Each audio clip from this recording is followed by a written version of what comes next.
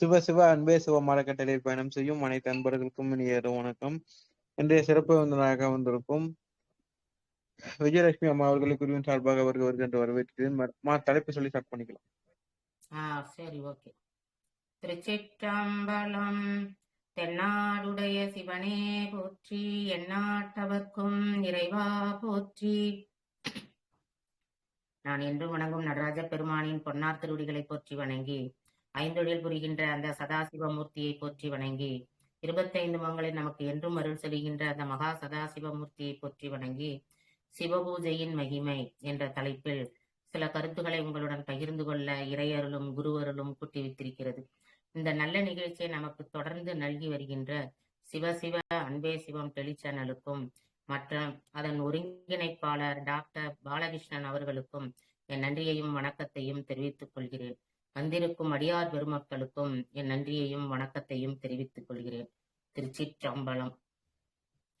நம்ம ஒவ்வொரு மாதமும் இந்த சிவபூஜை மகிமை அப்படிங்கிற தலைப்புல இப்ப சந்திக்கிற மாதிரி ஒவ்வொரு மாதமும் ஒரு குறிப்பிட்ட நிகழ்வுல நம்ம அடியார் பெருமக்கள் அத்தனை பேரும் சந்திக்கிறோம்.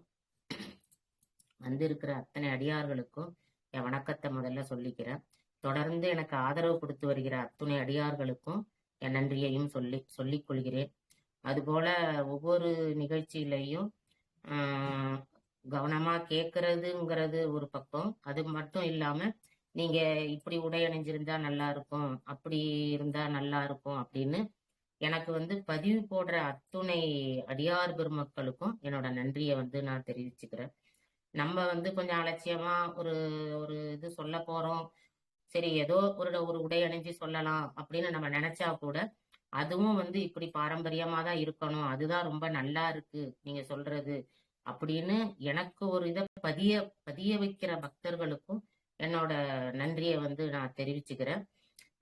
அது போல இந்த உடை அணிஞ்சா நல்லா இருக்காது அப்படின்னு பதிவு போடுறவங்களுக்கும் என்னோட அந்த ஆத்மார்த்தமான நன்றியை அவங்களுக்கும் நான் உரித்தாக்குறேன். ஏன்னா அவங்க அந்த மாதிரி சொல்றதுனாலதான் நாமளும் ஒரு அலட்சியமா ஒரு உடை உடுத்தாம நம்ம பண்பாட்டுக்குன்னு ஒரு உடை இருக்குது, அதை உடுத்தி நம்ம பேசுறதா இருந்தாலும் சொல்றதா இருந்தாலும் சொல்லணும் அப்படிங்கிற ஒரு ஈடுபாடும் நமக்கு வருது. அதனால அந்த மாதிரி அன்பர்களுக்கும் என்னோட நன்றியையே நான் கண்டிப்பா அவங்களுக்கெல்லாம் உரித்தாக்குகிறேன். அவங்களுக்கு என் நன்றியையும் நான் சொல்லிக்கிறேன். இப்ப நம்ம தலைப்புக்குள்ள போவோம். சிவபூஜை மகிமை. இந்த சிவபூஜை அப்படிங்கிறது என்ன அப்படின்னு பார்த்தாக்கா, ஒரு கற்பக மரம் போன்றது அப்படின்னு சொல்றாங்க. ஏன் அப்படி சொல்றாங்க அப்படின்னு பாத்தீங்கன்னா, நமக்கு சிவபூஜை செய்யறதுனால நம்ம கேட்ட வரங்கள் எல்லாம் அத்தனையும் அளிப்பவர் தான் எம்பெருமான். எப்படி சிவபெருமானுக்கு நம்ம நன்றி கடன் படுகிறோமோ, ஏன்னா இப்ப சிவபூஜை நம்ம யாருக்கு பண்றோம்? எம்பெருமானுக்காக தான் பண்றோம். அப்படிங்கும் போது அவருக்கு பண்ற அந்த பூஜை என்னன்னா, இந்த உலகத்துல நமக்கு உயிரை கொடுத்து நம்ம இந்த வினைகளெல்லாம் கழிஞ்சு இந்த உயிர் அவரு கூட சேரணும், அதாவது முக்தி அடையணும். அதுக்காக தான் அவரு என்ன செய்யறாரு, நம்மள பக்குவப்படுத்துறாரு. இப்ப நீங்களே நினைக்கலாம், எல்லாரும் சிவபூஜை பண்றாங்களாமா, எல்லாரும் எல்லாரும் முதல்ல எல்லாரும் பூஜை பண்றாங்களாமா, அதெல்லாம் செய்யாம தானே இருக்காங்க, அவங்க எல்லாம் நல்லா தானே இருக்காங்க அப்படின்லாம் நீங்க எல்லாம் நினைக்கலாம். ஆனா எம்பெருமான் என்ன செய்யறாரு, ஒவ்வொரு உயிரையும் அவரோட அந்த முக்திக்கு வர்றதுக்கு, அவரோட சேர்றதுக்கு அவர் என்ன பண்றாருன்னா, தகுதி உடையவரா யாரெல்லாம் தகுதி உடையவங்களா இருக்காங்க அப்படின்னு அவங்களதான் அவர் செலக்ட் பண்ணி என்ன பண்றாரு, அந்த சிவபூஜையை செய்யறதுக்கே ஒரு அனுமதி கொடுக்குறாரு. இன்னும் என்ன சொல்லுவாங்கன்னா, ஒரு தேவாரத்தை தொடணும் அப்படின்னாலுமே அவங்க நிறைய புண்ணியம் பண்ணியிருக்கணும்.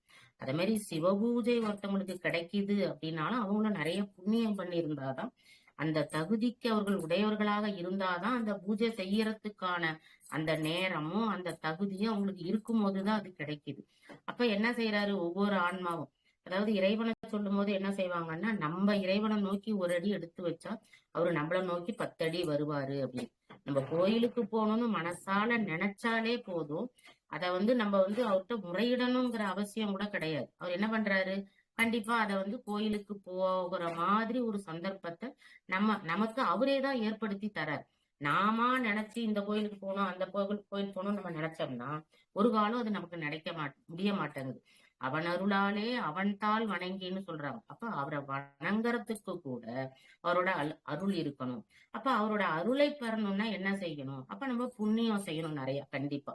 அந்த புண்ணியம் செஞ்சாதான் அவரோட அருள் வரும். அப்ப புண்ணியமும் செஞ்சிருக்கணும். அப்ப அந்த மாதிரி புண்ணியம் செஞ்சிருக்கவங்களுக்கு தான் என்ன பண்றாங்கன்னா சிவபூஜை செய்கிற ஒரு வாய்ப்பையே அவர் என்ன பண்றாரு, ஏற்படுத்தி கொடுக்கிறாரு. அதனாலதான் அது என்னது, கேட்டாலே தரக்கூடிய ஒரு கற்பக மரம். சிவபூஜைங்கிறது ஒரு கற்பக மரம் அப்படின்னு அழகா சொல்றாங்க. அது மாதிரி இன்னும் என்னென்ன சிவபூஜை பண்றதுனால என்னென்ன பலன்னு பாருங்க. அதாவது பிறவி பிணிய அறுக்குது, முக்தி தருது, தீராத நோய்களை தீர்த்து வைக்குது, வறுமையை ஒழிக்குது. அது மாதிரி நாம செய்யற பாவங்களையும் அது போக்குது. அது மட்டும் இல்லாம நீண்ட ஆயுள் தருது, செல்வம் தருது, நல்ல மக்கட்பேறு தருது. இது எல்லாத்தையும் எது தருது அப்படின்னா சிவபூஜை தருது அப்படின்னு சொல்றாங்க. சிவபூஜையோட முக்கியமான மகிமைகள் அப்படின்னு பாத்தீங்கன்னா, அதாவது எம்பெருமானோட பரிபூரண அருளை பெறுவது அப்படின்னு. அப்ப முழுமையான அருள் பெறணும் அப்படின்னா கண்டிப்பா என்ன பண்ணணும், சிவபூஜை செய்யணும். சரி, சிவபூஜை மட்டும் செஞ்சா போதுமா அப்படின்னா தான தர்மங்கள் செய்யணும் அப்படிங்கிறாங்க. அத மாதிரி தான தர்மங்கள் செஞ்சாலும் நமக்கு என்ன வரும், புண்ணியங்கள் வரும். அப்போ புண்ணியத்தை நம்ம பண்ணினோம்னா சிவபூஜைக்கான அந்த சிவனோட அருளை நம்ம பரிபூரணமா அடையலாம். அடுத்தது என்ன சொல்றாங்கன்னா பாவங்களை போக்குதல். இந்த சிவபூஜை பண்றதுனால நமக்கு பாவம் போகிறது. எப்படி அப்படின்னு பாத்தீங்கன்னா சிவநாமத்தை ஜெபிக்கிறது ஒண்ணு. எப்படி பாவத்தை நம்ம போக்கிக்கிறது அப்படின்னு பாத்தீங்கன்னா, நம்மளோட வினைய எப்படி தீர்த்துக்கிறது அப்படின்னா அந்த சிவனோட நாமத்தை சொல்லணும் அப்படின்னு. அப்புறம் சிவபூஜை செஞ்சாலும் நம்மளோட தீவினை எல்லாம் என்ன செஞ்சிரும், மாறிடும், மறைஞ்சிரும் அப்படின்னு திருமந்திரத்திலே என்ன பண்ணிருக்கிறாரு, நமக்காக சொல்லி இருக்கிறார். அடுத்தது என்ன சொல்றாங்கன்னா மங்களத்தை அருளுகிறார். சிவபூஜை செய்யறவங்களுக்கு எப்போதுமே மங்களமான ஒரு வாழ்க்கை அமைகிறது அப்படிங்கிறார். அதாவது சிவன் அப்படின்னு சொன்னாலே, அதாவது சிவம் அப்படிங்கிற ஒரு வார்த்தை எதை குறிக்குது அப்படின்னு பாத்தீங்கன்னா அன்பு, இன்பம், மங்களம் அப்படின்னு இந்த மாதிரி மங்கள பொருள்களை சொல்கிற மங்கள வார்த்தைகளை அது குறிக்கிறது. அதனால சிவனை வழிபடும் போது அந்த மங்களங்கள் எல்லாம் நமக்கு கிடைக்குது அப்படிங்கிறாங்க. அடுத்தது பாத்தீங்கன்னா கடைசியா முக்தி அளித்தல் அப்படிங்கிறாங்க.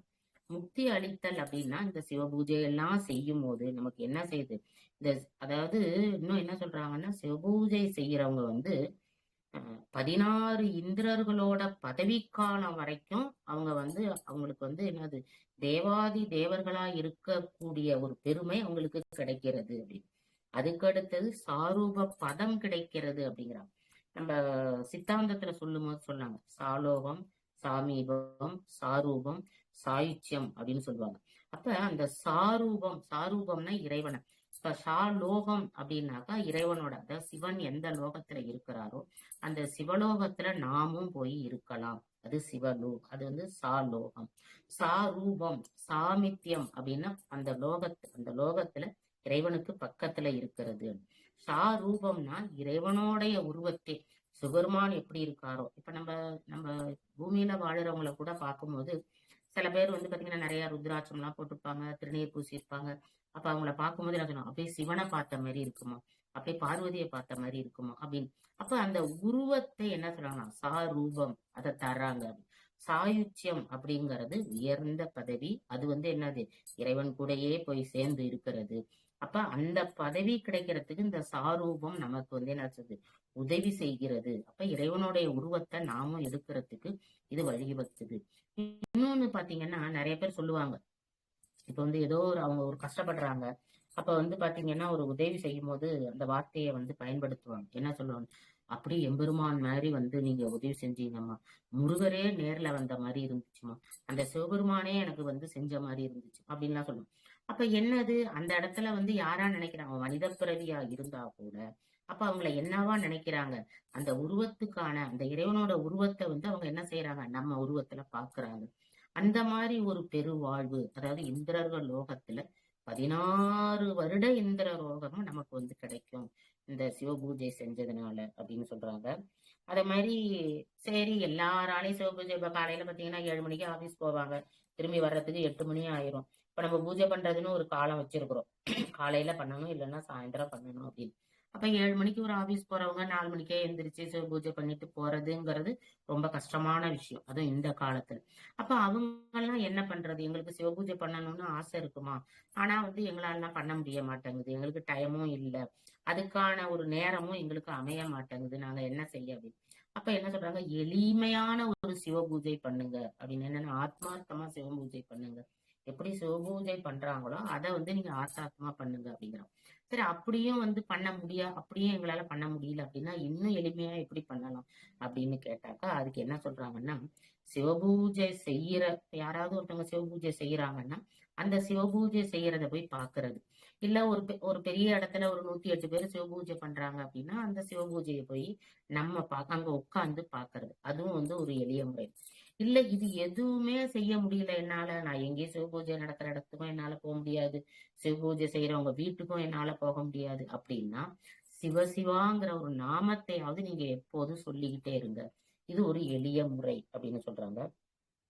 சரி, இதோட இன்னொரு சிறப்பு என்ன அப்படின்னா, சிவபூஜை செய்யறவங்கள பார்க்க முடியல, சிவபூஜை செய்யறதுல கலந்துக்க முடியல, எனக்கு சிவசிவான்னு சொல்றதுக்கு கூட நேரம் இல்லை அப்படின்னா, திருநீறு தரிச்சுக்கோங்க, ருத்ராட்சம் அணிஞ்சுக்கோங்க, இதுவே போதும், உங்களை அந்த பக்குவத்துக்கு கொண்டு வந்துரும் அப்படின்னு. நீங்க எப்ப வந்து எப்போதுமே அதனை மங்காமல் பூசும் திருநீரு அப்படின்னு, அதாவது திருநீரு எப்ப வந்து கலையுதோ இல்ல எப்ப கொஞ்சம் அழிஞ்சு போகுதோ உடனே மறுபடியும் அதை பூசிக்கணும். அப்ப அந்த மாதிரி மங்காம திருநீர் பூசி இருந்தா கூட அந்த சிவபூஜை செய்யறதுக்கான வாய்ப்பு உங்களுக்கு தானா தேடி வரும் அப்படின்னு சொல்றாங்க. இந்த மாதிரி சிவபூஜை எளிமையா எப்படி செய்யலாம், எப்படி சிவபூஜை செய்யற இடத்துல கலந்துக்கலாம், அந்த வாய்ப்பு நமக்கு எப்படி கிடைக்கும் அப்படின்னா, இதெல்லாம் ஒண்ணுமே செய்யலைன்னா கூட சிவசிவா அப்படிங்கிற அந்த நாமத்தை சொன்னாலே நமக்கு இதெல்லாம் கிடைச்சிரும் அப்படின்னு அழகா சொல்றாங்க. சிவ புண்ணியத்தை தரிசிக்க கூடிய அந்த காலம் நமக்கு கிடைக்கும். சரி, இதெல்லாம் வந்து எப்போதே என்னால செய்ய முடியாதுமா, நாமெல்லாம் சொல்ல முடியாது, எனக்கு அதுக்கும் நேரம் இல்லை அப்படின்னா, அட்லீஸ்ட் நீங்க என்ன பண்ணுங்க, சிவராத்திரியில அந்த 4 கால பூஜை நடக்குது பாத்தீங்களா, அந்த 4 கால பூஜையிலாவது நீங்க என்ன பண்ணுங்க, போய் அமர்ந்துக்கோங்க. இல்ல அந்த பூஜைக்கான பொருள்களை, இப்ப நீங்க நல்ல வசதியா இருக்கிறீங்க ஆனா எந்த பூஜையும் உங்களுக்கு செய்ய நேரம் இல்லை, எதுவும் செய்ய உங்களுக்கு டைமும் இல்லை அப்படின்னா, அந்த சிவபூஜையில போய் நீங்க அமர்ந்துக்கோங்க. இல்ல அந்த சிவபூஜைக்கு தேவையான பொருளை கொடுங்க தானமா அப்படின்னு. இல்ல ஒரு ஏழை எளியவர்களுக்கு சிவபூஜை செய்யறவங்களுக்கு நீங்க அந்த சிவபூஜைக்குரிய பொருள்களை வாங்கி கொடுங்க, அவங்களுக்கு வந்து தானமா நீங்க அதை வாங்கி கொடுத்தாலும் அந்த பலன் உங்களுக்கு கிடைக்கும் அப்படிங்கிறாங்க. அந்த 4 கால பூஜைகள்ல நடக்கிற அந்த அபிஷேகத்துல நீங்க கடந்து அந்த தீபாரணை வரைக்கும் நீங்க அமர்ந்திருந்து பார்த்துட்டு வந்தாலே அந்த புண்ணியம் உங்களுக்கு கிடைக்கும், அதுவுமே ஒரு சிறந்த பலனை தரும் அப்படின்னு. அதாவது சிவபூஜை செஞ்சா எவ்வளோ வந்து நன்மை அடையலாம் அப்படிங்கிறதுக்கு வாரியார் சுவாமிகளே ஒரு அழகான ஒரு கதை சொல்லி இருக்கிறாரு. அதாவது பாத்தீங்கன்னாக்கா, அவரோட அந்த சொற்பொழிவுல எல்லாத்துலயும் ஒரு குட்டி குட்டி கதை சொல்லிதான் எல்லாத்தையும் அவர் சொல்லுவார். ஏன்னா அப்பதான் சிறப்பா இருக்கும் அப்படின்னு. இந்த கதையில சொல்லும் போது அவர் என்ன சொல்றாருன்னா, ஒரு நெசவாளி இருந்தான், அவனுக்கு எப்போதுமே நெசவு நெய்யறது, அதாவது புடவை வேஷ்டி, இப்ப மாதிரி பிரிண்ட் எல்லாம் அப்ப கிடையாது பாத்தீங்களா, நூலை வந்து நெஞ்சுதான் அவங்க வந்து புடவையெல்லாம் கட்டிப்பாங்க. அப்ப அந்த வேஷ்டி நெய்யறது அந்த மாதிரி வேலை தான். ஆனா அவன் மனைவி வந்து கொஞ்சம் பக்தியா இருந்தா. அப்ப அந்த ஊர்ல வந்து ஒரு சிறந்த மகான் ஒருத்தர் வராரு.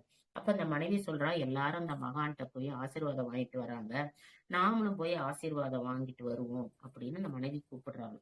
அப்ப அதாவது இன்னொன்னு என்னன்னா, முக்கால்வாசி பாத்தீங்கன்னாக்கா பெண்கள் தான் வந்து ரொம்ப பக்தியா இருப்பாங்க, ஆண்கள் வந்து அந்த அளவுக்கு இருக்க மாட்டாங்க. ஒரு சில பேரு தான் வந்து பக்தியில இருப்பாங்க, தான் உண்டு தான் வேலை உண்டு அப்படிங்கிற மாதிரி. அப்ப அந்த அவங்களையும் வழிநடத்தி செல்றது யாரு அப்படின்னா பெண்கள் தான்.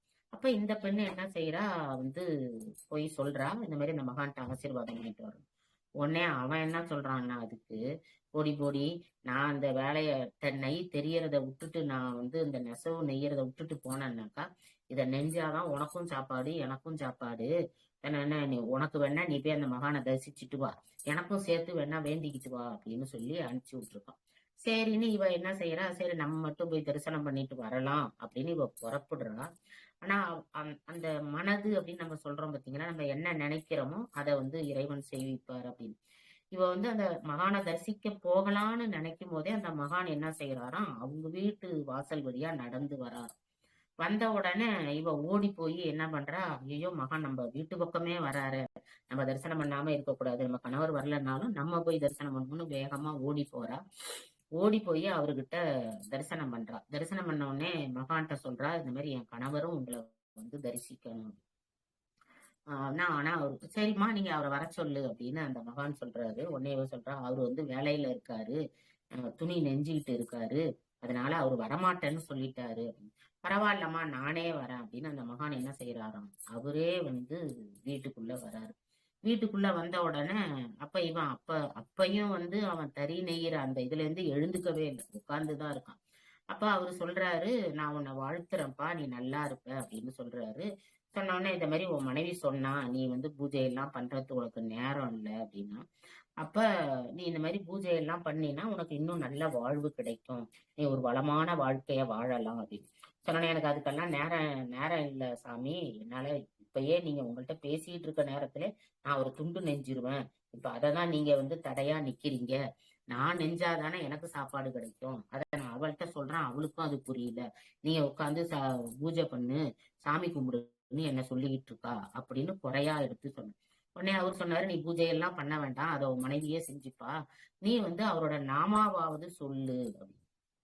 அதை சொல்லிக்கிட்டு இருந்தா நான் வந்து நூல் நெய்யறத வந்து விட்டுடுவேன், நான் ரெட்டை நூலா வந்துட்டுன்னா அப்புறம் புடவை யாரும் வாங்க மாட்டாங்க, அப்ப நான் என்ன பண்றது, எனக்கு கவனம் வந்து நான் நெய்யிற துணியில தான் இருக்கணுமே ஒழிஞ்சு நான் சொல்ற நாமாவில நான் கவனம் வச்சேன்னா என்னால புடவைய வந்து சரியா நெய்ய முடியாது. சரி அப்படியா, சரி சரி அதுவும் உன்னால முடியலன்னா நீ யாராவது ஒருத்தவங்க திருநீர் அணிஞ்சுக்கோ அப்படின்னு சொல்றாரு. அப்ப திருநீரும் அணிஞ்சுக்கிறதுக்கு எனக்கு டைம்லாம் இருக்காது, நான் காலையில முழிச்ச உடனே நான் வந்து இதுல உட்கார்ந்துருவேன் அப்படின்னு. அப்ப அதுவும் உன்னால முடியாதா, சரி அப்ப நான் சொல்றதை செய், டெய்லி ஒரு நாள் நீ வந்து நெசவு நெஞ்சாலும் சரி நெய்யலனாலும் சரி என்ன செஞ்சாலும் யாராவது ஒரு திருநீர் அணிஞ்சிருக்கவங்க ஒருத்தவங்களை பார்த்துட்டு, அதாவது திருநீர் முகத்தை பார்த்துட்டு நீ அதுக்கப்புறம் சாப்பிடு, அது வரைக்கும் நீ வந்து சாப்பிடாம இரு, அதை மட்டும் நீ செய்யணும். அப்ப இவர் நினைச்சு பாக்குறாரு, ஏன்னா காலையில எழுந்த உடனே இவர் வீட்டுக்கு பக்கத்து வீட்டுக்கு ஒரு மண்பாண்டம் செய்யறவர் இருக்கிறாரு.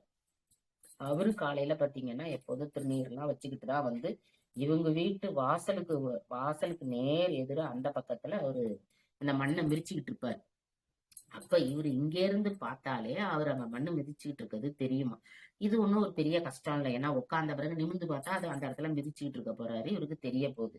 சரி அப்படின்னு கொஞ்சம் ஒரு ஒரு மனதா இவர் என்ன பண்றாரு, சரி இதை நம்ம செய்யலாம் அப்படின்னு சொல்லி, சரி இதுக்கு நான் ஒத்துக்கிறேன், இனிமே நான் வந்து அந்த திருநீரை பார்த்துட்டு நான் சாப்பிடுறேன் அப்படின்னு ஒத்துக்கிட்டாரு. அப்புறம் தொடர்ந்து என்ன பண்றாரு, டெய்லி வந்து அந்த இதுல உட்கார்றதுக்கு முன்னாடி எழுந்த உடனே அந்த மண்பாண்டம் அவர் மண்ணு மிதிக்கிறவரை பார்த்துட்டு அவரோட திருநீர் நெற்றிய பார்த்துட்டு இவர் வந்து உணவு சாப்பிடுறாரு.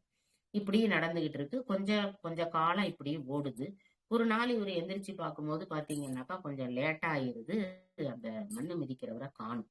அச்சச்சோ என்னடா இவரை காணுமே அப்படின்ட்டு இவர் எழுந்து அந்த நிறைய கறி நெய்யறத விட்டுட்டு எழுந்து போய் வெளியில பாக்குறாரு. வெளியில பார்த்தா அவங்க அம்மா தான், அதாவது என்னது மண்பாண்ட தொழிலாளியோட மனைவி தான் அங்க நின்றுட்டு இருக்காங்க. அப்ப அவங்கள்ட்ட கேக்குறாங்க, எங்க உங்க கணவர் அப்படின்னு. ஏன்னா இன்னும் சொல்ல போனா அவர் என்ன பண்ணுவாராம், அப்ப இந்த மூக்குப்பொடி வாங்குறதுக்கெல்லாம் இவர் வீட்டுக்கு வருவாராம். வரும்போது அப்பா பாத்துப்பாராம், இல்ல ஏதாவது குடு அப்படின்னு கடன் கேட்க வருவாராம், இல்லைன்னா கடனை திருப்பி கொடுக்க வருவாராம். அப்படியெல்லாம் வரும்போது இவர் பாத்துப்பாரு போல இருக்கு.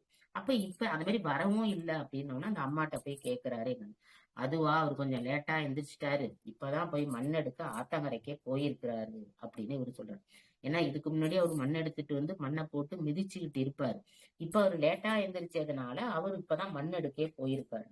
இவருக்கு நான் பசி தாங்க முடியல, அவர் வருவாருன்னு வெயிட் பண்ணிட்டு இருந்தாரா, அவர் வரலன்னொன்னு இப்ப ரொம்ப ரொம்ப நேரம் ஆகுதுன்னு, ஏன்னா ஏற்கனவே அவர் பார்த்தாதான் சாப்பிடணும்னு வேற அந்த அந்த மகான் சொல்லி இருக்கிறார். அப்ப நம்ம பசி ரொம்ப எடுத்த உடனேதான் போய் கேட்டிருக்காரு. அப்ப உடனே இவரு அந்த மாதிரி அந்த அம்மா சொன்ன பிறகு இவர் உடனே என்ன பண்றாரு, அவர் வர்ற வரைக்கும் நம்ம வெயிட் பண்ண வேண்டாம், நம்ம நேரா வந்து ஆத்தங்கரைக்கே போயிருவோம், அவரை போய் பார்த்துட்டு வந்து நம்ம சாப்பிட்டுடலாம் அப்படின்னு நேரா ஆத்தங்கரைக்கு ஓடுறாரு. அந்த சமயம் பாத்தீங்கன்னா அந்த மண்பாண்ட தொழிலாளி என்ன பண்றாரு, மண் எடுக்கிறதுக்கு வெட்டிக்கிட்டு இருக்கும்போது அங்குன்னு ஒரு சத்தம் கேட்குது. ஒரு வெட்டும்போது, அதாவது ஒரு செப்பு பானை மேல ஒரு மண்வெட்டியை வச்சு வெட்டுனா எப்படி சத்தம் கேட்குமோ அதை போல கேட்குது. அப்படி கேட்ட உடனே இவர் என்ன பண்றாரு, என்னவா இருக்கும் இது அப்படின்னு சொல்லிட்டு அதை அப்படியே பாக்குறாரு. பார்த்துட்டு அந்த இன்னும் கொஞ்சம் தூரம் மண்ணெல்லாம் தோண்டின பிறகு பாத்தீங்கன்னா அதுல வந்து ஒரு செப்பு பானை இருக்கு. எடுத்து பாக்குறாரு, அது நிறைஞ்சி தங்க காசுகள். அந்த காலத்தெல்லாம் வந்து பாத்தீங்கன்னா தங்கத்தை வந்து இந்த மாதிரி தங்க காசுகளா ஆக்கி பூமியில போட்டு புதைச்சு வச்சிருப்பாங்க. வேற எங்கேயும் இப்ப நம்ம பேங்க்ல போடுறோம் இல்ல நிறைய பத்திரங்கள் வாங்குறோம் அந்த மாதிரி எல்லாம் இல்லாம காசுகளா தான் அப்பெல்லாம் சேமிச்சு வச்சிருப்பாங்க. அப்ப அது போல அவர் சேமிச்சு வச்சிருந்த யாரோ ஒருத்தர் புதைச்சிட்டு அவர் இறந்து போயிருக்கிறாரு. அப்ப அந்த பானை வந்து என்ன ஆகுது, இவருக்கு கிடைக்குது. கிடைச்ச உடனே இவர் என்ன பண்ணாரு, இங்க இருந்து எட்டியில இருந்து பாக்குறாரு. அந்த சமயத்துலதான் அவருக்கு பானை சத்தம் கேட்டு அந்த பானைய தூக்குறாரு. தூக்கும் போது இவரை பார்க்கவே இல்லை. யார பார்க்கல, அந்த மண்பாண்ட தொழிலாளி நெசவாளிய பார்க்கவே இல்லை. இருந்தாலும் இவர் என்ன பண்றாருன்னா, அப்பா திருநீரை பார்த்துட்டேன் அப்படின்னு, நான் பார்த்துட்டேன் அப்பா பார்த்துட்டேன் அப்படின்னு சத்தம் போட்டுட்டு பார்த்துட்டு ஓடி போறாரு. அதை பார்த்துட்டு அவரு என்ன நினைச்சாரு, அடடா நம்ம புதையல் எடுத்ததான் இவன் பார்த்துட்டான் போல இருக்கு அப்படின்னு சொல்லிட்டு சரி அந்த புதையல் பானையை வந்து ஒரு துணியை போட்டு மூடி அப்படி யாருக்கும் தெரியாம வீட்டுக்கு எடுத்துட்டு வந்து மனைவி கிட்ட சொல்றாரு, இத மாதிரி அந்த ஏத்த வீட்டுக்காரன் என்ன பார்த்துட்டான். உடனே அந்த அம்மா சொல்றாங்க, என்கிட்ட வந்து கேட்டாரு உங்களை பார்க்கணும்னு, எப்படியோ நீங்க புதையல் எடுக்கிறது அவருக்கு தெரிஞ்சிருக்கு போல இருக்கு, அதனாலதான் உங்களை அங்க வந்து பார்த்திருக்கிறாரு. அவரு ராஜா கிட்ட சொல்றதுங்காட்டியும் நீங்க என்ன பண்ணுங்க, அவருக்கு பாதி தங்க காசை கொடுத்துருங்க அப்படின்னு என்ன பண்றா அவளும் சொல்லி அனுப்புறா. இவரும் என்ன செய்யறாரு, பாதி தங்க காசை பிரிச்சு எடுத்துட்டு வந்து இத மாதிரி நான் புதையல் எடுக்கும் போது நீ பார்த்துட்டேன்னு எனக்கு தெரியும், அவர்கிட்ட கேட்க கூட இல்லை, நீ பார்த்துட்டேன்னு எனக்கு தெரியும், நீ இதை யாருக்கிட்டையும் சொல்லாத, இந்தா நீ பாதி நான் பாதி எடுத்துப்போம் அப்படின்னு பிரிச்சு கொண்டாந்து கொடுத்தாராம்.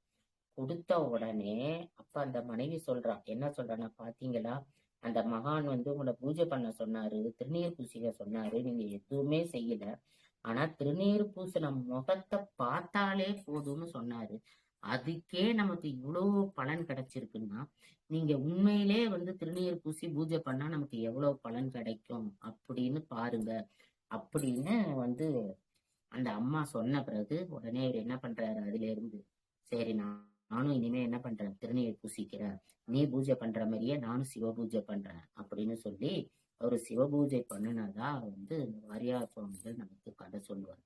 அப்ப சிவ பூஜை செய்யறதுங்கிறது எவ்வளோ ஒரு பெரிய நமக்கு வந்து ஒரு மகிழ்ச்சியை தருது, இன்னொன்னு நமக்கு எவ்வளவு பலனை தருது அப்படின்னு. அது மாதிரி சிவபூஜை செஞ்சா இன்னும் என்ன பலன் கிடைக்கும் அப்படிங்கறத நக்கீரர் வாழ்க்கை வரலாறையும் நம்ம பார்க்கிறோம். இது என்ன கதை அப்படின்னு பாத்தீங்கன்னாக்கா, நக்கீரர் வந்து பாத்தீங்கன்னா சிவபூஜை செய்யறோம்.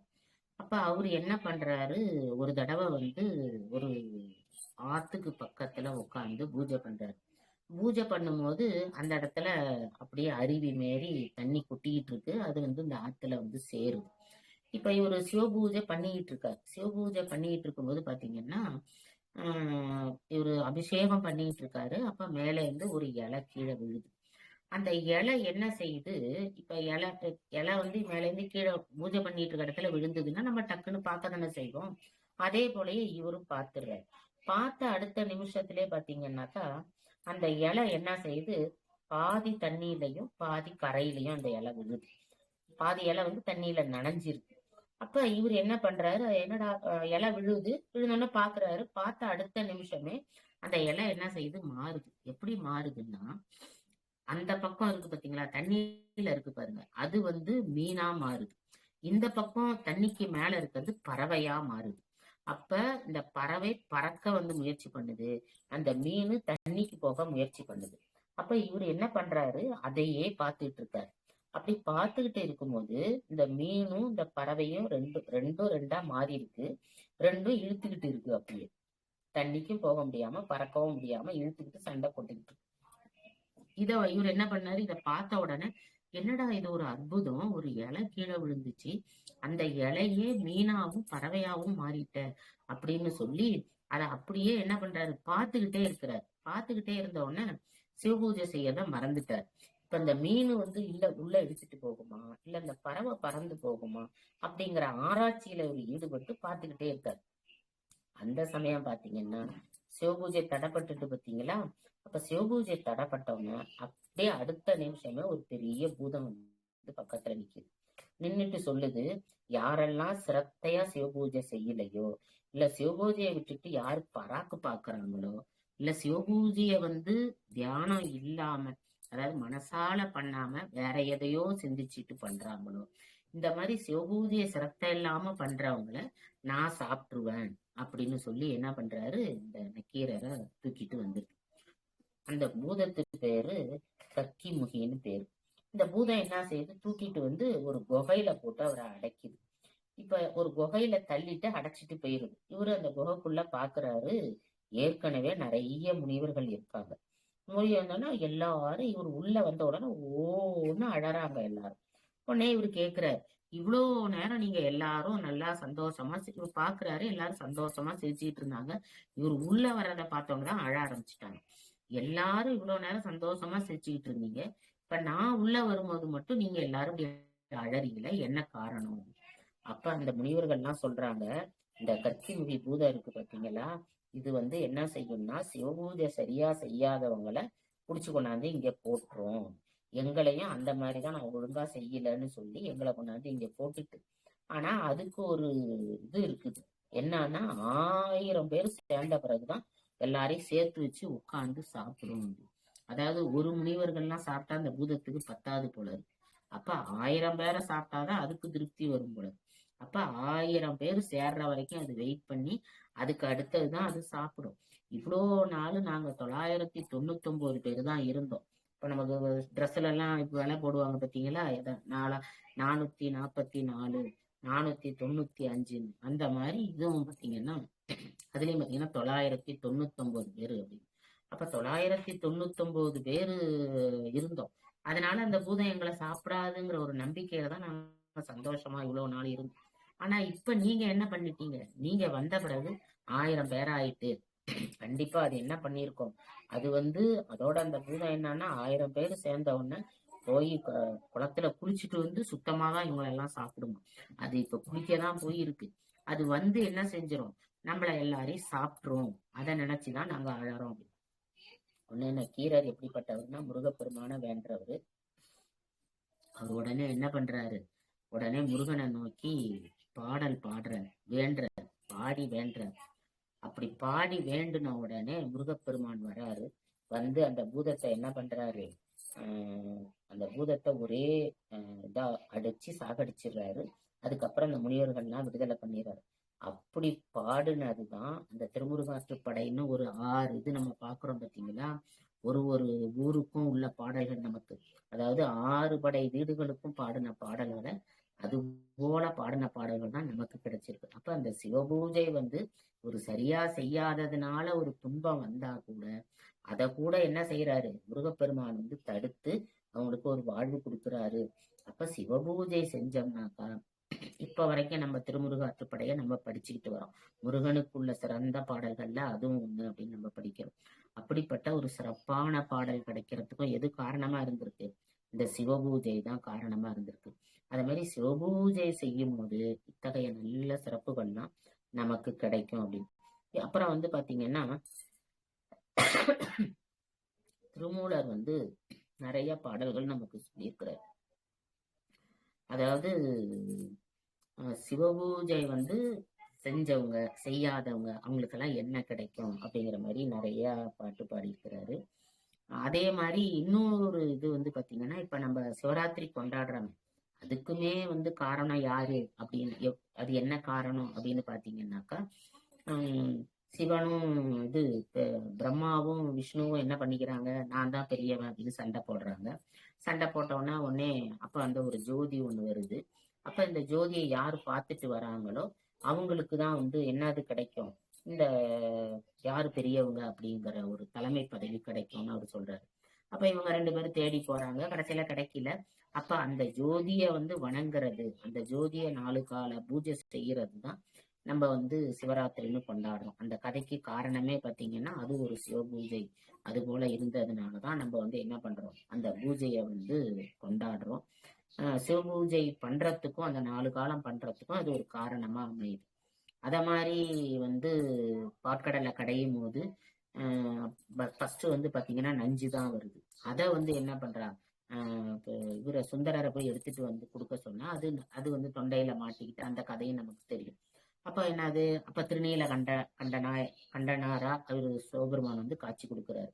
அப்ப அந்த விஷம் போகாம இருக்கிறதுக்கு உமாதேவி, அதாவது பார்வதி பூஜை பண்ணினதுதான் அந்த சிவ பூஜை மகிமை. அது அவ பண்ற பூஜை தான் நம்மளும் என்ன பண்றோம், நம்ம பண்றோம். அப்ப அந்த மாதிரி சிவபூஜை பண்ணவங்க நிறைய பேர் பலனடைஞ்சவங்க, நிறைய நமக்கு புராண கதைகள்லாம் இருக்கு. இப்பயும் வந்து சிவபூஜை பண்றவங்களுக்கு எவ்வளவு சிறப்பு கிடைக்குதுங்கிறத நம்ம வந்து தாராளமா வந்து நிறைய பேரை பார்க்கிறோம். எங்க ஊர்ல கூட பாத்தீங்கன்னா சிவபூஜை செய்யறவர் ஒருத்தர் சொன்னோன்னே, ஆறுமுகநேரியில நான் இருக்கும்போது அவருக்கு வந்து குழந்தை இல்லாம இருந்துச்சு. அப்ப அவர் வந்து டெய்லி சிவபூஜை பண்றவரு. குழந்தை வேணும், கிட்டத்தட்ட ஒரு 10 வருஷம் குழந்தையே இல்லை அவருக்கு திருமணமாகி. அப்ப அவர் என்ன பண்றாரு, காரைக்கால் அம்மையார் கோயில்ல போய் வேண்டிக்கிறார். அங்க வந்து என்ன விசேஷம் அப்படின்னாக்கா, 2 மாம்பழம் எடுத்துட்டு போகணும். நம்ம என்ன வேண்டுதல் வைக்கிறோமோ அந்த மாம்பழத்துல ஒன்ன அங்க வச்சுட்டு ஒன்ன திரும்ப பூஜை முடிஞ்ச பிறகு ஒன்ன திருப்பி நம்மள்டே கொடுப்பாங்க. அந்த மாதிரி கொண்டு வந்த பழத்தை வந்து இவருக்கு அவர் மனைவிட்ட கொடுத்திருக்கிறாரு. அவங்க அதை சாப்பிட்ட பிறகுதான் அவங்க வந்து குழந்தை அவங்களுக்கு உருவாச்சு. இதுல வந்து இப்ப நம்ம சொன்னோம்னா வந்து மாதிரி சிவபூஜை பண்ணாரு, அப்புறம் அவர் வேண்டிக்கிட்டாரு, மாம்பழம் கிடைச்சிது, அதனால அவருக்கு குழந்தை வந்தது அப்படின்னு சொன்னா நிறைய பேர் நம்புறதுக்கு வந்து அவ்வளவுதான். இதெல்லாம் என்ன வாழ்க்கை, எல்லாரும் இதுலயும் நடக்கிறது. சிவபூஜை பண்ணதுனாலதான் கிடைச்சதுன்னா எப்படி சொல்ல முடியும்? சொன்னா அவங்க 10 வருஷம் இருந்து குழந்தை பிறந்தவங்கன்னா எத்தனையோ பேர் இருக்காங்க அப்படின்னு வந்து குதர்க்கமா சொல்றவங்க எல்லாம் இருக்காங்க. ஆனா ஏன் அப்படிதான் கிடைச்சிது அப்படின்னு நாங்கெல்லாம் நம்புறதுக்கு என்ன காரணம்னா, அவருக்கு பொம்பளை குழந்தைதான் பிறந்துச்சு. பிறந்த உடனே அப்ப வந்து அந்த குழந்தையோட நட்சத்திரத்துக்கு என்ன பேர் வைக்கணும் அப்படின்னு ஜோசியரை போய் கேக்குறாங்க. அப்ப அவரு சொல்றாரு, பா வரிசையில எந்த பேர் வேணாலும் வைக்கலாம் அப்படின்னு. பாமான், பா வரிசைன்னா பாமான்னு வைக்கலாம், போனான்னு வைக்கலாம், இப்படி எது வேணாலும் வைக்கலாம். அப்ப அவரு ஜோசியர் வந்து இந்த மாதிரி பேரெல்லாம் வைக்கலாம் அப்படின்னு சொல்லிட்டு அவர் சொன்னாராம், புனிதவதின்னு பேர் வைங்க அப்படின்னு சொன்னாராம். அவருக்கு வந்து இந்த மாதிரி மாம்பழம் எடுத்துட்டு வந்து சாப்பிட்டு இவங்க வந்து குழந்தை உண்டாயிருக்காங்கிறதெல்லாம் தெரியாது.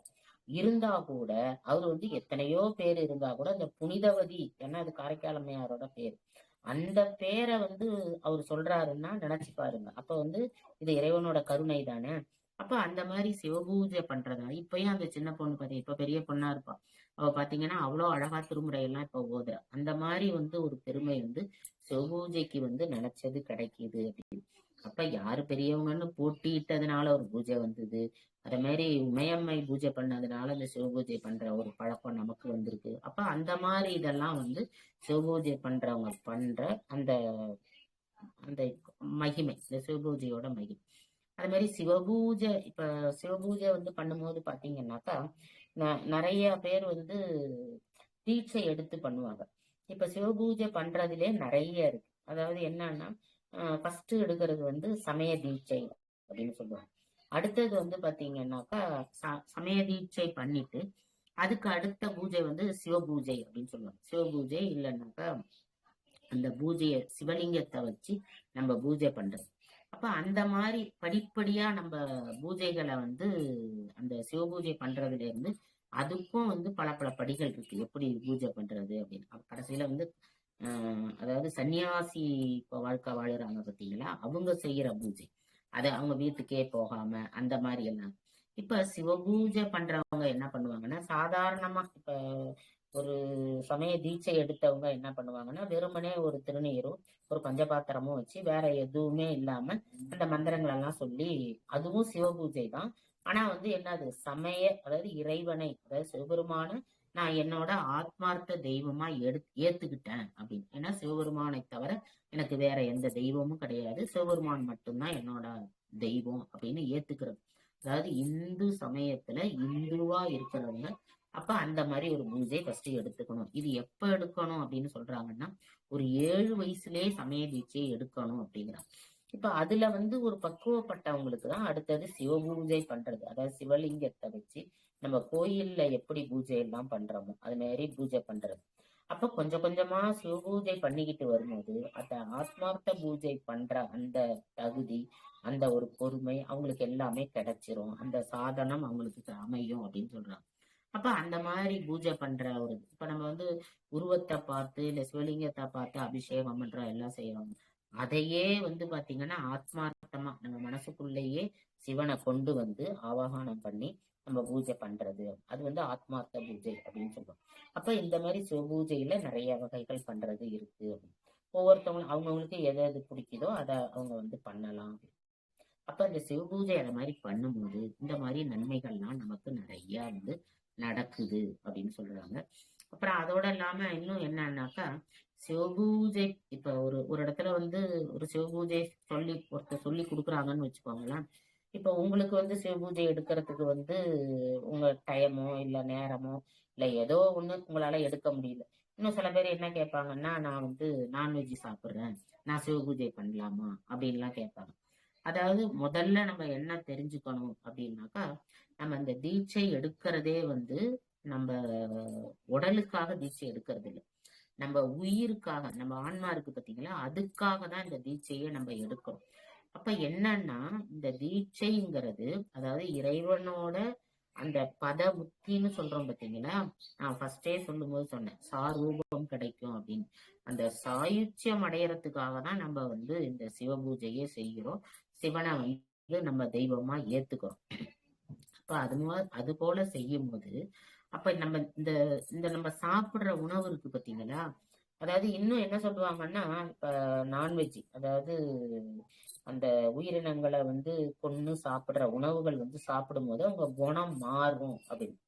இப்ப நம்ம அந்த குணமெல்லாம் எங்க இருக்கும் அப்படின்னு பாத்தீங்கன்னா, நம்ம உடல்ல தான் இருக்கும். இப்ப நம்ம கோவப்படுறதோ சிரிக்கிறதோ அழறதோ எல்லாமே எது செய்யும்? நம்ம உடம்புதான் செய்யும். அப்ப நம்மள மாத்துறது எது? இப்ப நம்ம அமைதியா இருக்கணும் அப்படின்னு நினைச்சோம்னா அப்ப என்னது? அந்த நான்வெஜ்ஜை விட்டுடணும். அப்ப சாந்தமான உணவுகளை எடுத்துக்கணும். இன்னொன்னு என்ன சொல்றாங்கன்னா, ஒவ்வொருத்தவங்களுக்கும் ஒரு தர்ம உணவு விதிக்கப்பட்டிருக்கு. இப்ப உதாரணமா பாத்தீங்கன்னாக்கா, ஒரு கோழி இருக்குன்னு வச்சுக்கோங்களேன். அந்த கோழிக்கு வந்து புழு அது வந்து உணவா கொடுக்கப்பட்டிருக்கு. அதே மாதிரி ஒரு சிங்கத்துக்கு வந்து பாத்தீங்கன்னா ஒரு ஆடு உணவா கொடுக்கப்பட்டிருக்கு. ஒரு பாம்புக்கு தவளை உணவா கொடுக்கப்பட்டிருக்கு. அப்ப அதெல்லாம் நான்வெஜ் தானே, அது நான்வெஜ் சாப்பிடுது இல்ல அப்படின்னு நீங்க சொல்லலாம்.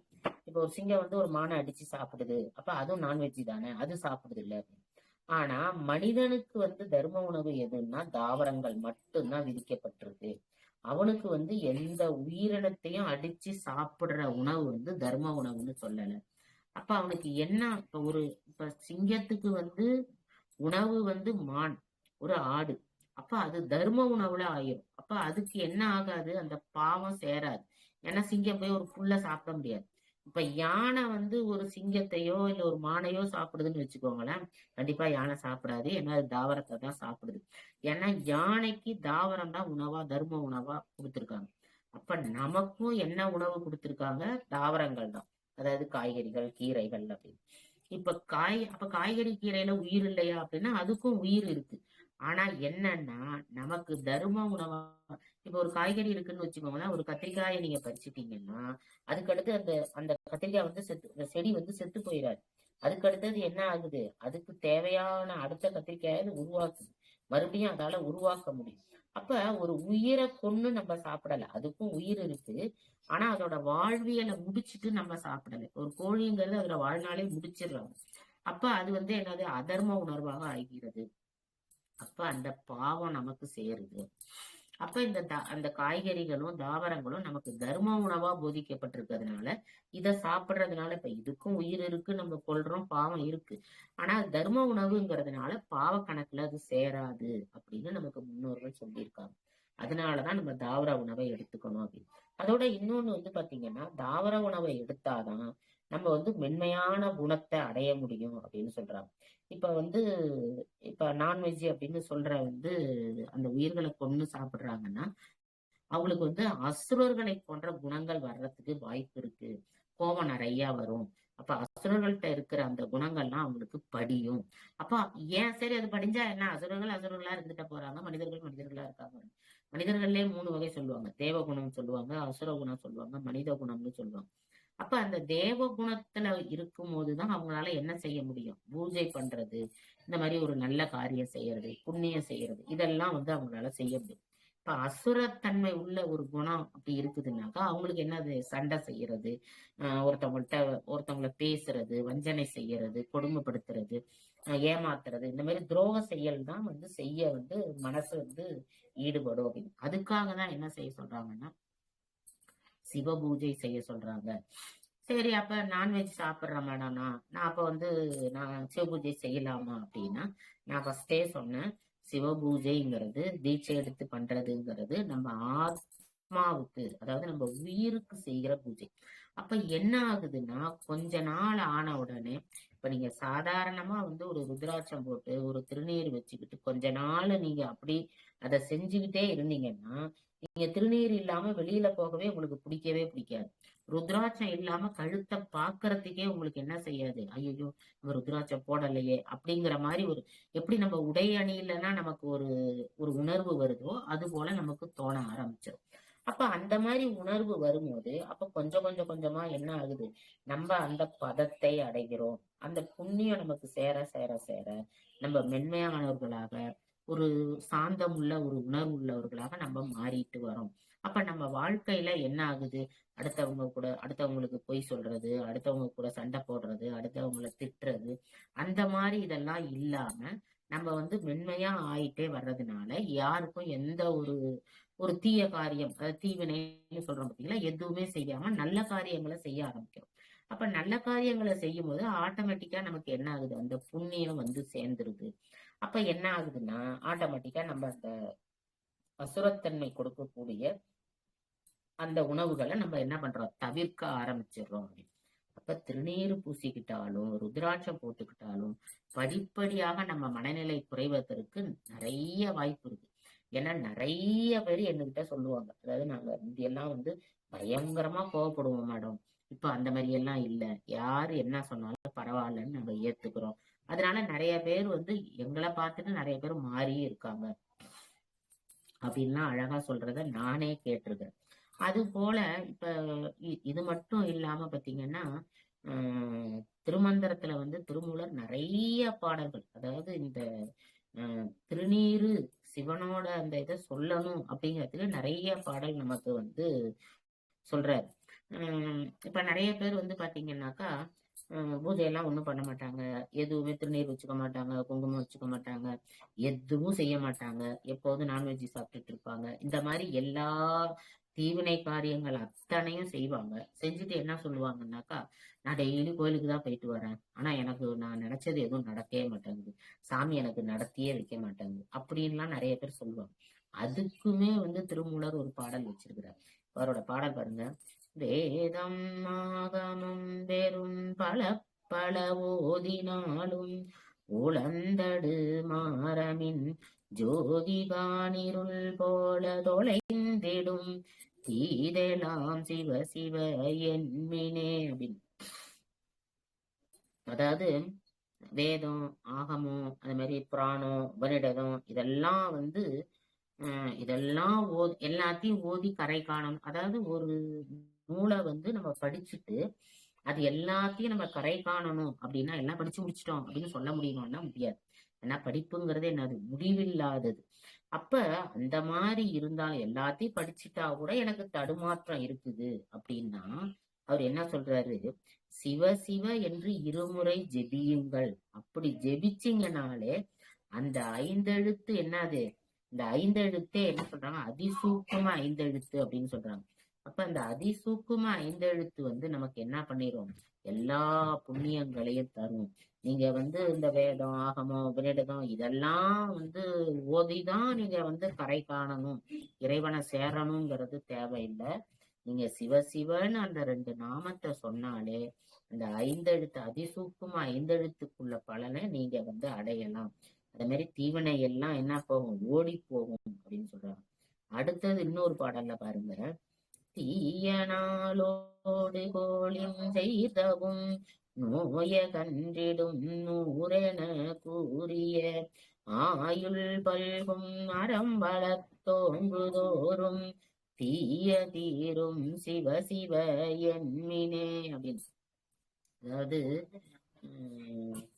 நம்ம திருமுறையிலே ஒரு பாட்டு படிப்போம், வேயொரு தோழி பங்கன் விடமுண்ட கண்டன் மிக நல்ல வீணை தடவி மாசரு திங்கள் கங்கை முடி மேல அணிந்து எந்தன் உளமே புகுந்த அதனால் ஞாயிறு திங்கள் செவ்வாய் புதன் வியாழன் வெள்ளி சனி பாம்பிரண்டும் உடனே ஆசரு நல்ல நல்ல அவை நல்ல நல்ல அடியார் அவர்க்கு மிகவே அப்படின்னு ஒரு பாடல் திருமுறையில நம்ம கேட்டிருப்போம். அந்த பாடலை பாத்தீங்கன்னா ஞாயிறு திங்கள் செவ்வாய் புதன் வியாழன் வெள்ளி இந்த கோள்கள் எல்லாம், அதாவது நட்சத்திரம் இதெல்லாம் இருக்கு பாத்தீங்களா, நம்ம கோள்கள்னு சொல்றோம்ல, இதெல்லாம் வந்து தீவினை.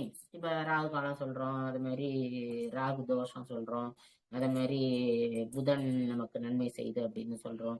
இந்த மாதிரி ஒரு ஒரு தோஷம் இருக்குது பாத்தீங்களா, அதனால அவனுக்கு சுக்கிர திசை நடக்குது அப்படின்னா ஒரு திசைக்கான பலன்கள் சொல்றோம். இதெல்லாம் வந்து தீவினை பலன்களா இருந்தா கூட அந்த பலன்களை எல்லாம் மாற்றக்கூடிய சக்தி எதுக்கு இருக்கு அப்படின்னு பாத்தீங்கன்னா இந்த சிவ சிவான்னு இந்த நாமத்தை சொன்னா இருக்கணும். அது மட்டும் இல்லாம இந்த நட்சத்திரங்கள்லாம் எப்படி வானத்துல போய் ஜொலிக்குதோ வருஷங்கள் கணக்கா, அது போல இந்த சிவசிவன்னு இந்த மந்திரத்தை சொல்றவங்க 100 வயது வாழக்கூடிய பெருமையாக, அதாவது ஜொலிக்கிற மாதிரி இவங்களும் இருப்பாங்க அப்படின்னு சொல்லி அழகா.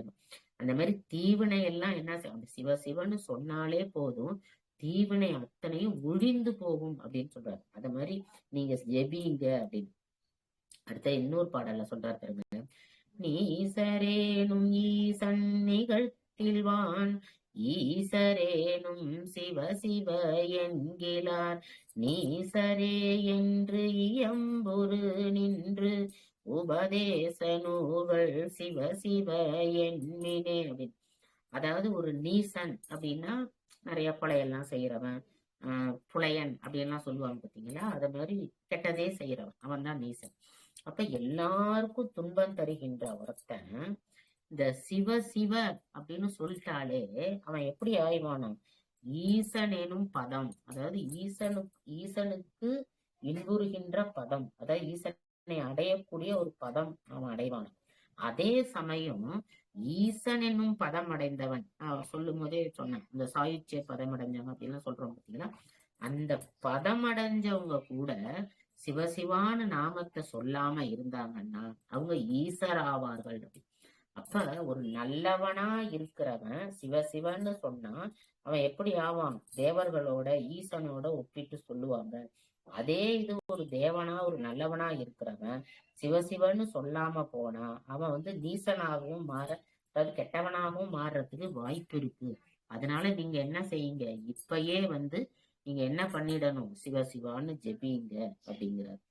அது போல பாத்தீங்கன்னா இன்னொரு பாட்டு எல்லாருக்கும் தெரிஞ்ச பாட்டு, சிவ சிவ என்கில தீவினையால சிவ சிவ என்றிட தீவினை மாலும் சிவ சிவ என்றிட தேவரும் ஆவர் சிவ சிவ என்ன சிவகதிதானே அப்படின்னு ஒரு பாட்டு சொல்லுவாங்க. இதுக்கு எல்லாருக்கும் ஓரளவுக்கு அர்த்தம் தெரியும்.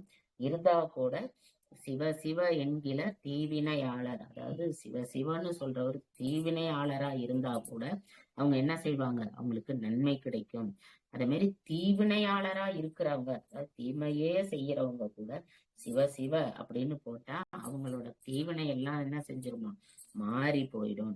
அப்ப சிவ சிவன்னு சொல்லிட்டு இருக்கவங்க எப்படி இருந்தா கூட, சிவ சிவன்னு சொல்லிட்டு இருக்காங்கன்னா அவங்க எப்படி இருப்பாங்கன்னா தேவர்களோட ஒப்பிடக்கூடிய அளவுக்கு தேவர்களாக இருப்பார்கள் அப்படின்ட்டு அழகா சொல்றாங்க. அதே மாதிரி அதனால நம்ம எப்போதும் என்ன செய்யணும், அந்த சிவகதி நமக்கு கிடைக்கணும்னா நம்ம சிவ சிவன்னு சொல்லணும்.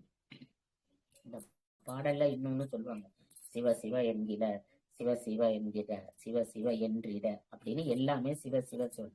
அப்ப நம்ம சிவ சிவன்னு சொல்றதுக்கு இந்த பாட்டை வந்து 108 தடவை, அப்ப இந்த பாட்டுல வந்து நம்ம ஒவ்வொரு தடையும் சொல்லும் போது சிவ சிவ சிவ சிவ சிவ சிவன்னு இருக்கு பாத்தீங்களா, அப்ப 108 முறை வர்ற மாதிரி இந்த பாடலை மத்த இது எதுவுமே சொல்லாம, இப்ப பூஜை செய்யாம, சிவ பூஜை செய்யாம, இல்ல வந்து நாமத்தை சொல்லாம, அப்ப இந்த பாடலை மட்டும் பாடினாலே போதும் நமக்கு என்ன கிடைக்கும், சிவகதி கிடைக்கும் அப்படின்னு கூட என்ன சொல்லுவாங்க, இந்த பாடலை மட்டும் பாடினாலே போதும் நமக்கு கிடைக்கும் அப்படின்னு.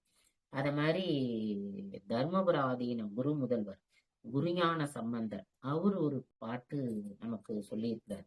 என்ன பாட்டு அப்படின்னு பாத்தீங்கன்னா, ஆசையராய் பாசம் விடாய் ஆன சிவபூஜை பண்ணாய் நேசமுடன் ஐந்தெழுத்தை நீ நினையாய் சீச்சி சினமே தவிராய் திருமுறைகள் ஓதாய் மனமே உனக்கென்னவாய் அப்படின்னு. இப்ப இந்த பாட்டுல என்ன சொல்லியிருக்காருன்னா, ஆசை அறாய், நீ என்ன செய்யற, ஆசைய விடுறதே இல்லை. ஆனா இறைவனோட பதவி, அதாவது இறைவன் கூட நீ சேரணும்னு நினைக்கிற, ஆனா எண்ணத்தை விடணும், ஆசைய விடணும். ஆனா ஆசைய நீ விட, ஆசைய விடுறது இல்ல. அதே மாதிரி பாசத்தை விட, இந்த உலகத்து மேல பாசம் வச்சிருக்கோம், குழந்தைங்க மேல பாசம் வச்சிருக்கோம், ஒரு பொருள் மேல பாசம் வச்சிருக்கோம். அப்ப இந்த மாயையான உலகத்துல உள்ள பாசத்தை விட்டுருக்கோமானா விடலை, அதையும் நம்ம விடல. ஆன சிவபூஜை பண்ணாய், சரி இந்த ஆசையெல்லாம் விடல, அட்லீஸ்ட் சிவபூஜையாவது நீ பண்றியா அப்படின்னா நீ சிவபூஜையும் பண்றதில்ல. நேசமுடன் ஐந்தெழுத்தை நீ நினையாய் அப்படின்னு. அதாவது சரி இதெல்லாம் உனக்கு பண்றதுக்கு நேரம் இல்ல, எதுவுமே நீ செய்யல, எல்லாத்து மேலேயும் ஆசை வச்சிருக்கிற, ஒரு பூஜை கூட நீ பண்றதில்ல, சரி அந்த சிவனை நினைச்சு ஒரு ஐந்தெழுத்து சிவாய நமச்சிவாய அப்படின்னு அந்த மந்திரத்தையாவது நீ சொல்லிட்டு இருக்கியா அப்படின்னா அதுவும் இல்லை. சீச்சி இப்படியெல்லாம் செய்யாம இருக்க, சீச்சி அப்படின்னு, சீச்சிங்கிறதே ஒரு மந்திரம் அப்படின்னு சொல்லுவாங்க. அந்த சீச்சி இருந்தாலும் நீ சினமே தவிர, இதெல்லாம் இருக்கும்போது உனக்கு எப்படி சினம் வராம இருக்கும், கோபத்தை நீ விடாம எப்படி இருக்க முடியும்? அதையும், அதனால சினத்தையும் நீ விடுறது கிடையாது. திருமுறைகள் ஓதாய், சரி இதெல்லாம் செய்யல, ஒரு திருமுறையாவது எடுத்து படிக்கிறியா இறைவனை பத்தின ஒரு பாடல். தோடுடைய செவியன் விடையேறியோ தூவன் மதிசூடி காடுடைய சுடலை பொடி பூசியன் உள்ளம் கவர் கல்வன். இந்த மாதிரி நிறைய பாடங்கள் இருக்கு. இந்த மாதிரி திருமுறைகளையாவது நீ ஓதுறியா அப்படின்னா அதையும் நீ ஓதுறது இல்லை. மனக்கேன் உனக்கு என்ன வாய் இப்படி எதுவுமே செய்யாம இருக்கிற நீ என்ன பண்ற, ஆனா எனக்கு இறைவன் எதுவுமே தரல, எனக்கு எந்த ஒரு நன்மையும் செய்யல, இறைவன் எனக்கு முக்தி தரல, எவ்வளதோ நான் செய்கிறேன், நான் நல்லது செய்கிறேன், இதெல்லாம் செய்கிறேன். ஆனா நீ என்ன செய்யற, ஆசைய விடல, பாசத்தை விடல, திருமுறைகள் ஓதல, எதுவுமே செய்யாம இருந்தாலும் நீ என்ன பண்ற, இறைவன்கிட்ட எனக்கு வேணும் வேணும்னு கேக்குறிய, உனக்கு என்ன வாய், இதெல்லாம் சொல்றதுக்கு உனக்கு என்ன ஒரு வாய் இருந்துருது அப்படின்னு என்ன சொல்றாரு. அதாவது உனக்கு எல்லாம் ஒரு வாயா அப்படின்னு, நீ எல்லாம் கேட்கறதுக்கே என்ன கிடையாது, தகுதி கிடையாது உனக்கு அப்படின்னு மனதை பார்த்து சொல்ற மாதிரி. அதாவது மனதுக்கு சொல்றாராம், அந்த மனது அப்படி நினைக்கலையாம். ஒரு திருமுறை ஓதறதுக்கு மனசு வர மாட்டேங்குது, ஒரு கோயிலுக்கு போக மனசு வர மாட்டேங்குது, ஒரு சாமி கும்பிட மனசு வர மாட்டேங்குது, எதுவுமே இப்படி இல்லாத மனமே உனக்கு என்ன வாய், நீ ஏன் இப்படி இருக்கிற அப்படின்னு சொல்லி உனக்கு அப்புறம் எப்படி நல்லது நடக்கும் அப்படின்னு, இப்படி ஒரு மனது இருக்கிறாயே அப்படின்னு நம்ம மனதை கேட்கிற மாதிரி இந்த பாடல், நமக்கு அறிவுறுத்துற மாதிரி இந்த பாடல். அப்ப நம்ம என்ன ஆகுது, சிவபூஜை எப்போதும் செய்யணும், சிவனை எப்போதும் நினைச்சுக்கிட்டே இருக்கணும், அவனை நினைச்சே நிறைய பாடல்கள் பாடணும். இன்னொன்னு என்னன்னு பாத்தீங்கன்னா, நம்ம ஆத்மார்த்தமா ஒரு பாடல் பாடுறோம்னு வச்சுக்கோங்களேன், சிவனை பத்தி மனது உருக ஒரு பாடல் பாடுறோம்.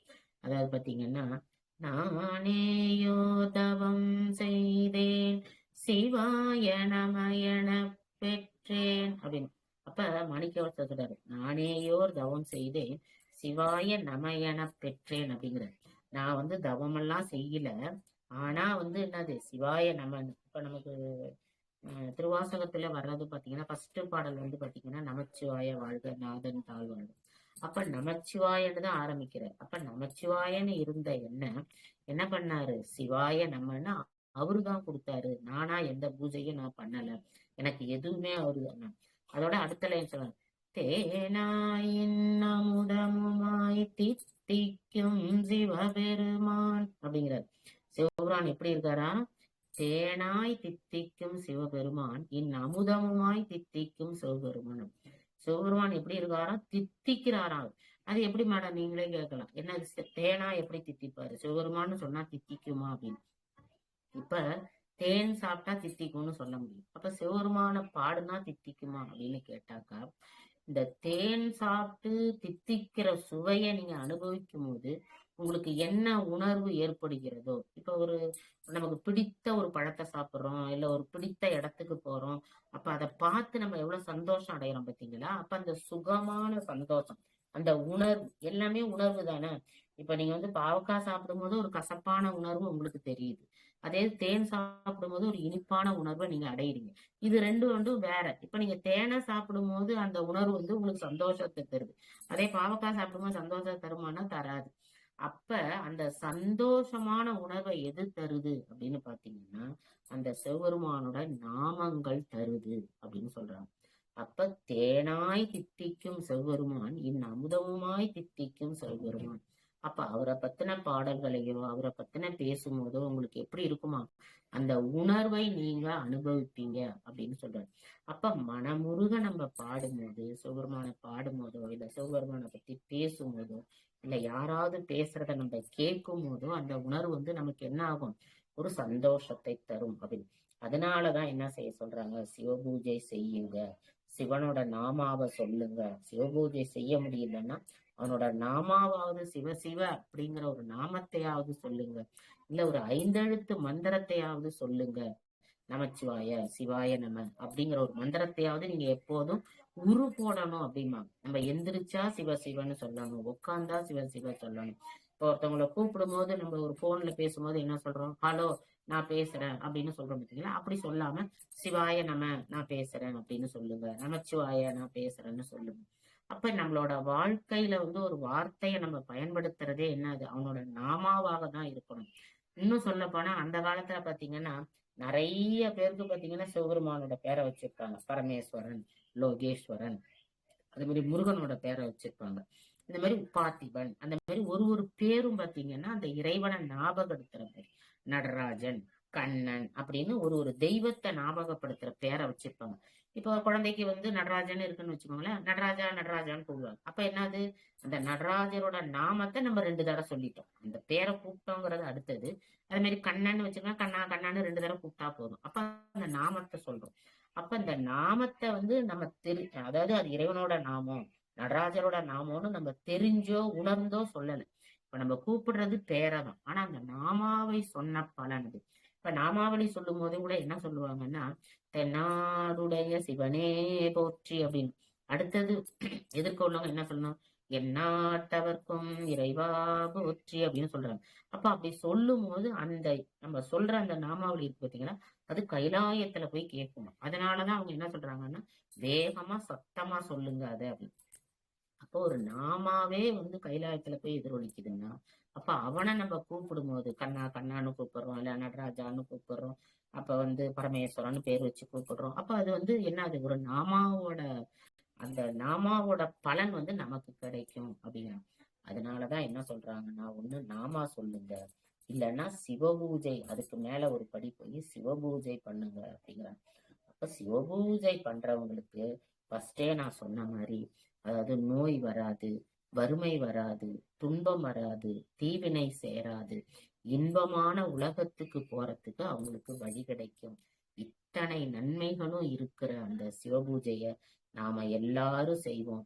இத்தனை பலன்களையும், குழந்தை இல்லையா சிவபூஜை செய்யுங்க, ரொம்ப நோயா இருக்கீங்களா சிவபூஜை செய்யுங்க, வறுமையா இருக்கா சிவபூஜை செய்யுங்க.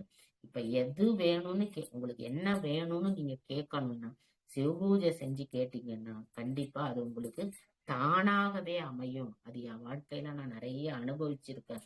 என்னோட அனுபவத்தினால இதை நான் சொல்றேன் உங்களுக்கு.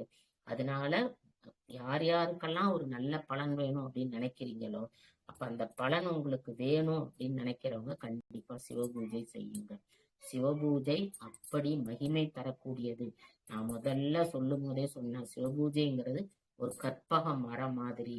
அது என்ன நம்ம நினைக்கிறோமோ அதை தானா அது நமக்கு என்ன செய்யும், நிறைவேற்றி வைக்கும் அப்படின்னு கூறி எனது உரையை நிறைவு செய்கிறேன். திருச்சிற்றம்பலம். தென்னாடுடைய சிவனே போற்றி, எந்நாட்டவர்க்கும் இறைவா போற்றி, ஏகம்பத்துரை எந்தாய் போற்றி, பாகம் பெண்ணொரு ஆனாய் போற்றி, காற்றாகி எங்கும் கலந்தாய் போற்றி, கைலை மலையானே போற்றி போற்றி.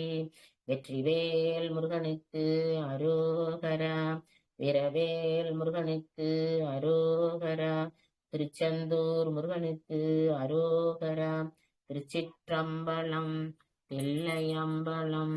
சிவாய நம.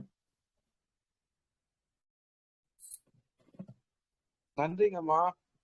சிவ சிவ சிவாய நம. சிவாய நம்ம முடிச்சுக்கலாமா? முடிச்சுக்கலாம். ரொம்ப நல்லா இருந்தது. ஓகே.